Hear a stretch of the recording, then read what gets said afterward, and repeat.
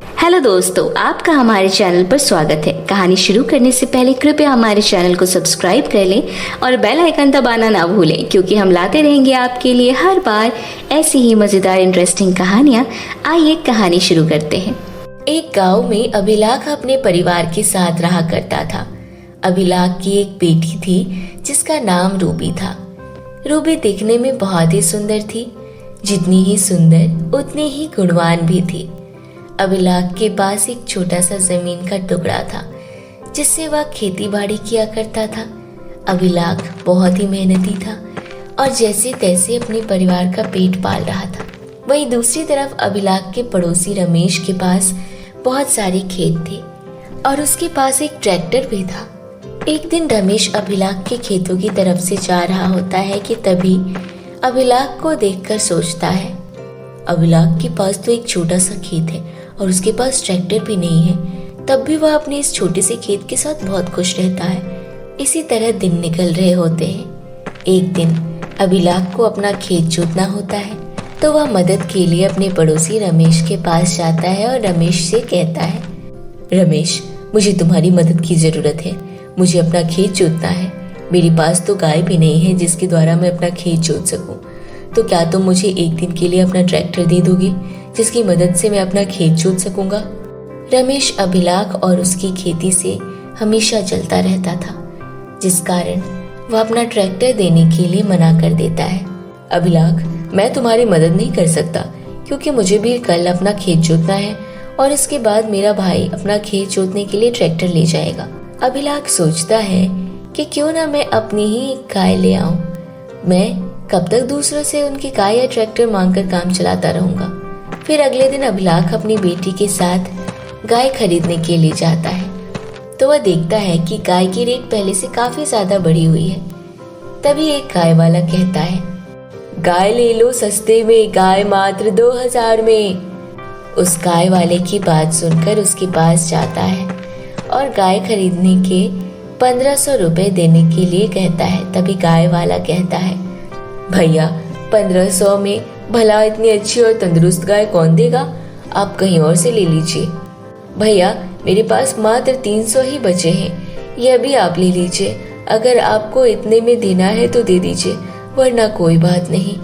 गाय वाला अभिलाख को 1800 की गाय दे देता है और अभिलाख गाय को लेकर घर जाने लगता है। तभी रास्ते में रूबी को भूख लगती है और वह अपने पिताजी से कहती है, पिताजी, मुझे बहुत जोरों से भूख लगी है, क्या आप मुझे खाने के लिए कुछ दिला देंगे? बेटी, तुम्हें तो पता ही है कि मेरे पास जितने भी पैसे थे वह मैंने इस गाय को खरीदने में लगा दिए हैं। मेरी बेटी, मुझे माफ करना, मैं तुम्हें कुछ नहीं खिला सकता। अब तुम घर जाकर ही कुछ खा सकती हो। ठीक है पिताजी, मैं घर जाकर ही कुछ खा लूंगी। रूबी अपने पिता की बात मान लेती है, परंतु उसके पिता मन ही मन सोचते हैं कि मैंने अपने सारे पैसे तो इस गाय को खरीदने में लगा दिए, अब हम अपने घर का खर्चा कैसे चलाएंगे? अभिलाख यह बात सोचते सोचते घर पहुंच जाता है। घर पहुंचकर अभिलाख अपनी पत्नी सुजाता से कहता है, अरे सुजाता, देखो मैं कितनी अच्छी गाय लेकर आया हूँ। इससे हम अपने खेतों में काम करवाया करेंगे, जिससे हमारी खेत की फसल अच्छी होगी और हम उस फसल से काफी ज्यादा फायदा होगा। गाय तो बहुत अच्छी है और तंदुरुस्त भी है, परंतु ये कितने की आई? 1800 की है यह गाय। आप इतनी महंगी गाय लेकर आए हो, हमारे सारे पैसे तो इसे खरीदने में ही खर्च हो गए हैं। अब हम क्या खाएंगे और इसे भी क्या खिलाएंगे? सुजाता, तुम चिंता मत करो, भगवान हमारी कोई ना कोई मदद जरूर करेगा। माँ, मुझे बहुत जोरों से भूख लगी है, आप मुझे खाने के लिए कुछ दे दीजिए। रूबी, खाने के लिए तो घर में कुछ नहीं बचा है और जितने भी पैसे थे तुम्हारे पिताजी ने यह गाय खरीद ली है। आप तो हमें अपना घर चलाने के लिए साहूकार से पैसे उधार लेने पड़ेंगे। सुजाता की इतनी बात सुनते ही वह गाय अपने मुंह से जादुई सोने के सिक्के निकालने लगती है और सुजाता और अभिलाख यह सब देखकर हैरान रह जाते हैं। तभी अभिलाख कहता है, मुझे तो यह जादुई गाय लग रही है। हाँ, आपने बिल्कुल सही कहा, यह तो हमारी परेशानी बताते ही अपने मुंह से सोने के सिक्के निकाल रही है। लगता है भगवान ने हमारी बात सुन ली और हमारी मदद के लिए इस गाय को भेजा है। तभी सुजाता और अभिलाख उस सोने का सिक्का को उठा लेते हैं और उन्हें बेचकर अपना घर चलाने लगते हैं। एक दिन रमेश को यह बात खटकने लगती है कि अभिलाख इतनी जल्दी अमीर कैसे हो गया है। वह सोचता है कि जब से अभिलाख ने यह गाय खरीदी है उस दिन से ही उसके पास खाने पीने की कमी नहीं रही। जरूर यह कोई जादुई गाय है। उसी दिन से रमेश अभिलाख का पीछा करने लगता है और गाय के जादुई रहस्य का पता लगाने लगता है। एक दिन रमेश अभिलाख के घर में उस गाय को मुंह से जादुई सिक्के निकालते हुए देख लेता है और वह उस गाय को खरीदने की सोचता है। अगले दिन रमेश रास्ते में अभिलाख से कहता है, अभिलाख, मुझे तुम्हारी गाय बहुत पसंद है, क्या तुम इसे बेचना चाहोगे? नहीं, मैं इसे नहीं बेच सकता क्योंकि यह हमारे खेत का इकलौता सहारा है। तो मुझसे इस गाय के 2 गुना पैसे ले लेना और उन पैसों से दूसरी गाय ले आना।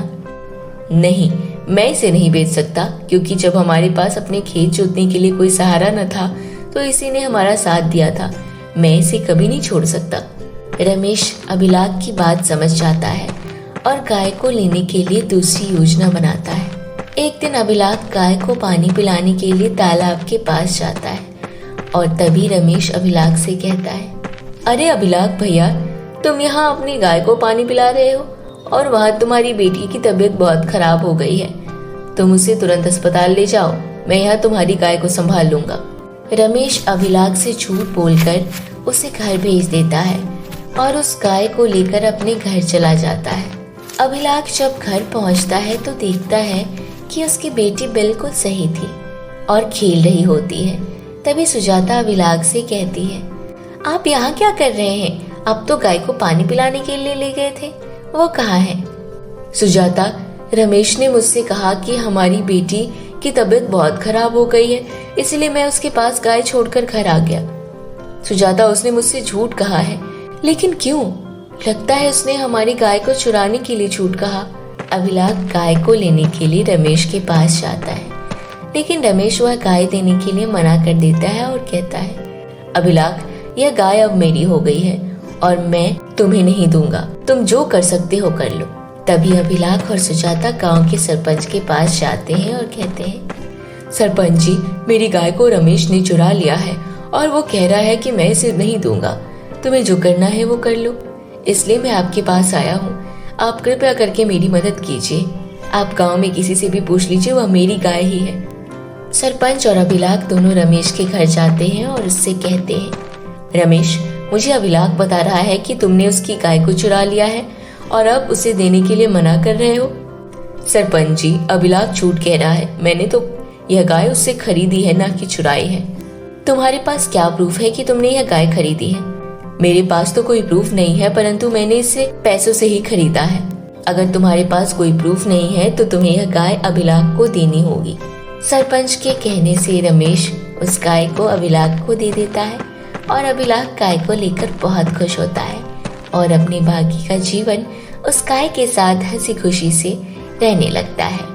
तो मेरे प्यारे दोस्तों, कैसी लगी आपको हमारी यह कहानी? हमें कमेंट करके जरूर बताएं। अगर आपको हमारी यह कहानी अच्छी लगी हो तो इसे अपने दोस्तों के साथ भी शेयर करें और ऐसी ही नई इंटरेस्टिंग हिंदी कहानियाँ देखने के लिए हमारे चैनल को सब्सक्राइब करें। तो फिर मिलती हूँ आपसे एक नई कहानी के साथ। तब तक के लिए बाय बाय दोस्तों।